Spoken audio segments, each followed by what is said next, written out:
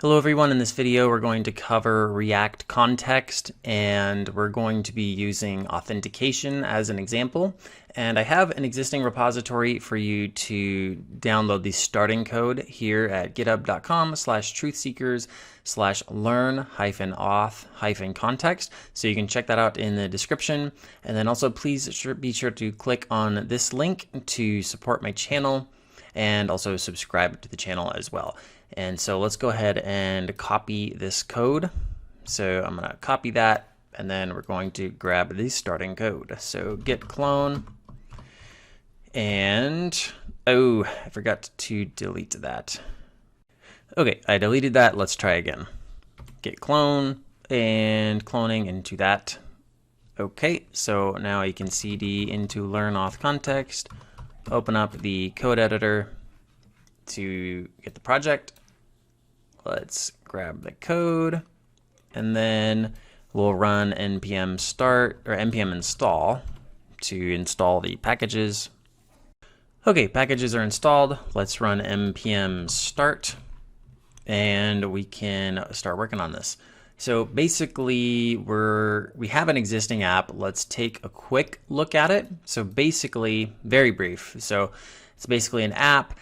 And then we're supposed to be getting the current user here. We're going to use the context here to grab the current user. If the current user exists, we display the dashboard. And then if they do not exist, you display anything that an unauthenticated user would be able to see with the unauthenticated dashboard. And then so we have a login and logout form here in this unauthenticated component. So if the user wants to log in, they can log in or sign up. A little bit of styling here. And then what else? In the dashboard, we are going to say hello user and then give them the option to log out. So that's pretty much it. And this is all just shell stuff here. None of the context has been set up. So check the code out more if you need to, but let's go ahead and get started.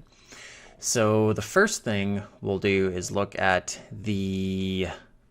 we have the users already, so we can start out, let's start out with the index, or the app, and then we can pull we can just pull something from the context. So what we're going to do is we're going to create a context file, and so I'm just going to put it here in the src. I'm going to call it authcontext.js. And then inside of this authcontext.js, we can create our context. And so what I'm originally, or the first thing I want to do is pull the existing users from the database. This part's not something that you would normally do because, you would most likely pull the users from the server that would have, logged in information or, finding the users or whatever. So this is going to be pretty simple, but what we're going to do is we're going to import the initial users from the data folder and the users file inside of that folder. And then we're also going to need React. So import React from React. And I think, I will soon have, if I don't already have, an authentication context, like an actual auth context. So I plan on doing auth 0, and then also like passport.js as well. So passport.js has a few extra challenges because of HTTPS. So I might just do like development at first, but we'll get there. Anyway, we're going to do this for now. So the first thing we'll want to do is we'll store the context inside of a context const. So we're going to say const auth context equals react.create context. And it's a little bit hard to explain until we actually have just at least a little bit to play around with. So give me just a moment and let's create the provider and the consumer first. So I'm going to create the provider, auth provider equals, and then we're going to pass in, we're going to give the option to pass in props. And then we're going to leave, let's see here. we're going to return auth context.provider with a value that returns something, and then the props that are passed in if you pass them in. So we've got that, and then we also need the consumer. So we want to make another function. So function use auth, and you can call it whatever you want, but I'm going to call it use auth because that makes sense because we're doing authentication context. And so basically what we want to do here is we want to store all of this context inside of a context constant. And then we're going to say react.use context, and then we have to tell it which context to use. And so we're going to store everything in this. So we're going to say use auth context. So there we go. So everything is going to be stored in here, and that's what we're going to be using. It's going to be stored in this context variable here.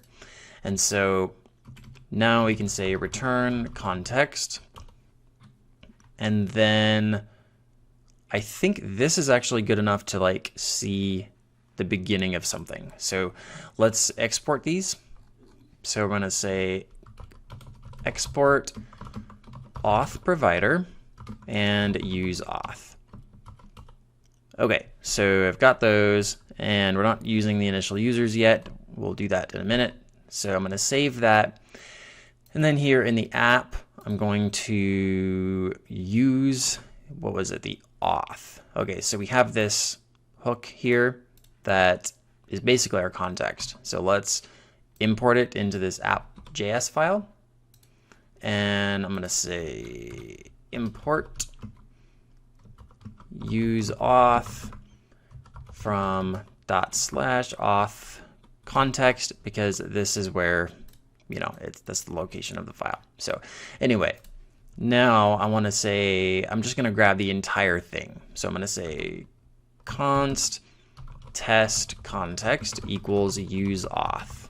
So, and this is the hook, and we're basically just returning it. So we're pulling this, we're getting the return value of this function or this hook, and we're storing it here in this test context. So we're pulling it into this file, and then we're storing it here. So now we have this test context. Let's say console.log test context is equal to test context. Save. And now, okay, I don't remember if I started the app on screen or not, but start up the app if you haven't already. And then let's head over to our React app. We'll hit right click, inspect, and I'm going to refresh.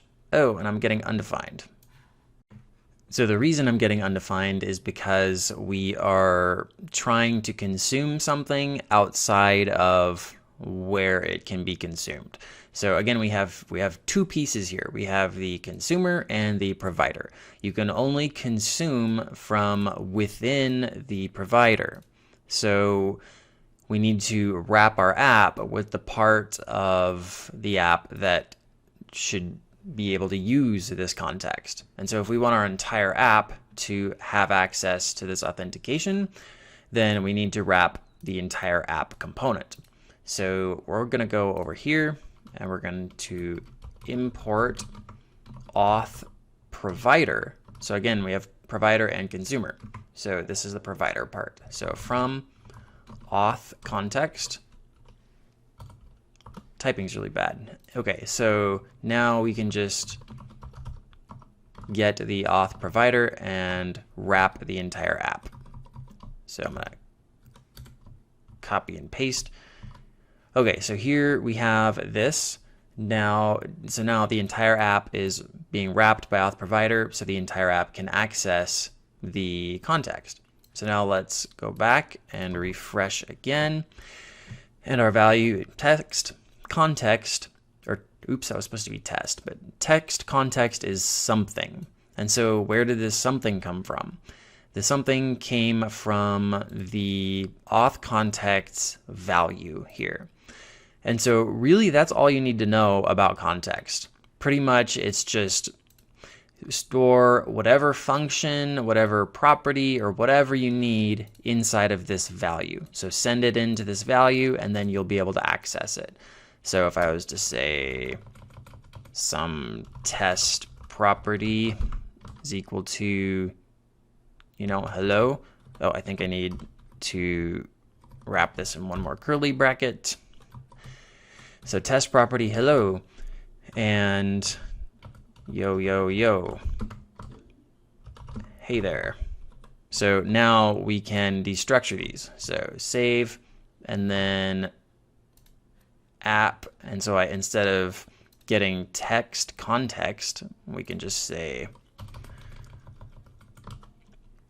I forgot what they are called already.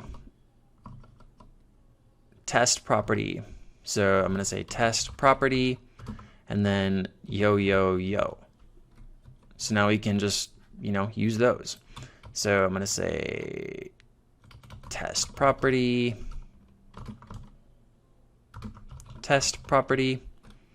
and then yo, yo, yo.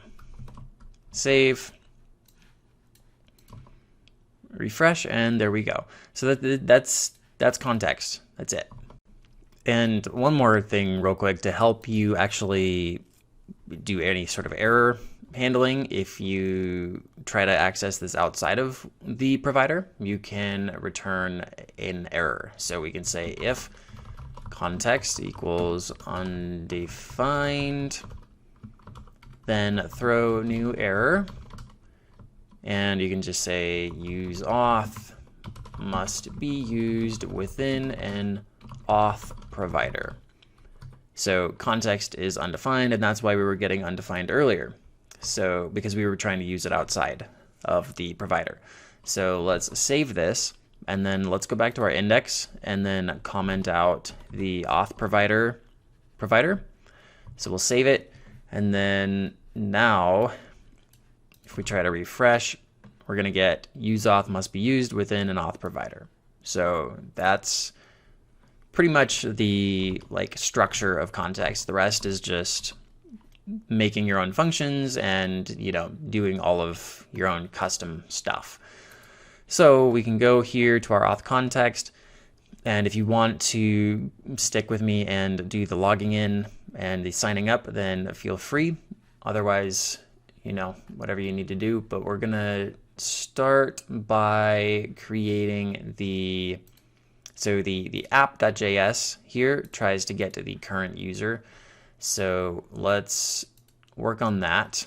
So we can get const current user equals, and instead of just storing the entire thing as false, let's actually use the auth. So I'm going to say get the current user from use auth, but we don't have a current user yet. So let's set that up to work in the context. And so if you go back to your auth context, we can set the current user. And so in our auth provider, I'm going to go ahead and make some state. So I'm going to say const current user, and then set current user equals react.use state. So we have this current user object, and then now instead of passing this useless object, we can create our own object here. So I'm going to just call it value, and then I'm going to create the value. So I'm going to say const value equals, make it an object, and then I'm going to say current user. So the current user is currently empty. So if we pass this value into this value prop, that will give us access to the current user.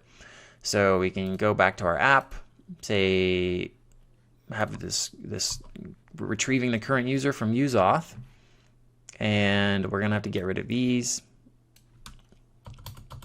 So I'm gonna save that, and then hopefully it doesn't make me, okay, there we go. So I've refreshed, and now we're in this this unauthenticated part of the app because the user is an empty string at this point. So we've got current user. If the current user exists, which it currently doesn't, then show the dashboard. But because it doesn't, we're showing the unauthenticated app, which allows the user to log in. So over here, we can, use this part of the app, or we can sign in or log in.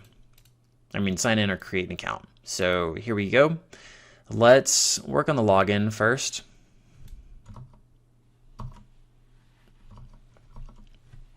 So I'll go over to our login file, and we can see we already have, the blank setup of the code. We just need to add the authentication context. So what I'm going to do is I'm going to grab the login function. So const login from useauth, but we don't have that yet, equals useauth. And we also need to import useauth. So import useauth from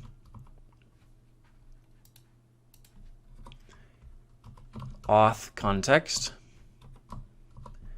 So I'll save that, and then we need to actually create this login function. So here in our auth context, we can create it.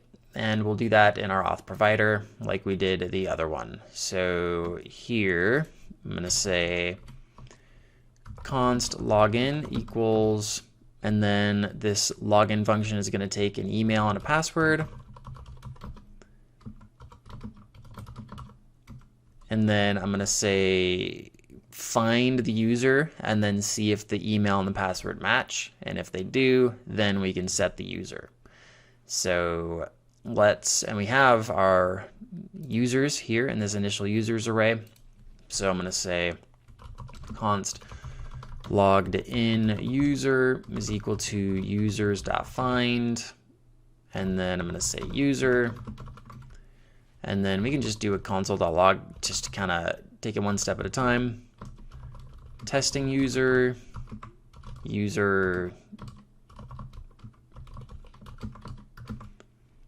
and then email, just to kind of log the user and the email. I guess we could log the password too, but not necessary. So we're going to say return the user.email equal to the email. So this is kind of verifying that the user actually has a valid email. So we're going to find the user first, store him here, and then if not logged in user, then we can say set, we can just do a console log for now. No user found. So I'm going to say, so basically we're just looping through the array, and if we do not find a user, then this logged in user is equal to nothing. And then we're going to log an error saying there's no user. So if it does make it past that point, then we can test to make sure the password matches the user's password. So if the password variable here is not equal to the logged in user's password, then we can console.log wrong password. And we don't have these yet, so we need to, I guess we need to call this function, but when we call this function, we're going to need to pass in these parameters. So anyway, we have our error checking, and so if the code makes it past these two if conditionals, then we know that we're good to set the current user to this logged in user. So I'm going to say set current user equal to the logged in user. So now we have our login function. So I just need to export it now. And again, we're going to export everything into this value prop. So I'm going to say login and save. And then let's see, it says users is not defined in auth context, line 20. users. Oh, it's probably initial users. Yeah, so let's set that to initial users. Oh, you know what? We're actually going to, well, we can do this for now. So we'll save this to initial users. Initial users is not defined. Oh, my bad. Initial users, I think. Let's go to data. Okay, that's correct spelling. Okay, so initial users and initial users. So we have our logged in user here. And now our login function can be used. We just need to pass in the email and the password. So we have our email and password state here. So let's pass that in to our login function. So where are we going to log in? Most likely at this button here that says login. So let's create an onClick handler. OnClick equals login. And then we're going to pass in the email state and the password state. So we're going to save that. And then let's refresh and try to log in. And so we have a user, or we have default users, bob@bob.com with password as the password. So bob@bob.com, password. Oh, and I'm going to sign up. Darn it. Okay, let's try it again. bob@bob.com, password, hit login, and it says welcome, and then empty space. So now I hope you get the gist of what we're doing. So that's pretty much how context works. If you want to exercise or practice what you've learned, then I would recommend finishing out the app. And so I have the completed code that allows you to sign up and sign in, and it has error handling. So you can handle errors and then log in and log out, and then also sign up users. So go ahead and set that up on your own, and then check out the other branch in the GitHub repository to see the completed working code. So I hope that was helpful, and I will chat with you in the next video. Thank you for watching the video. Please subscribe to our channel and click the bell to be notified when we release new tutorials. Also, be sure to like the video and leave a comment to let us know what you think. Lastly, check out the link or links in the description. We usually create a blog post to go with the tutorial, and we might have a newsletter or course or something to check out as well. Have a good day, and I'll see you next time.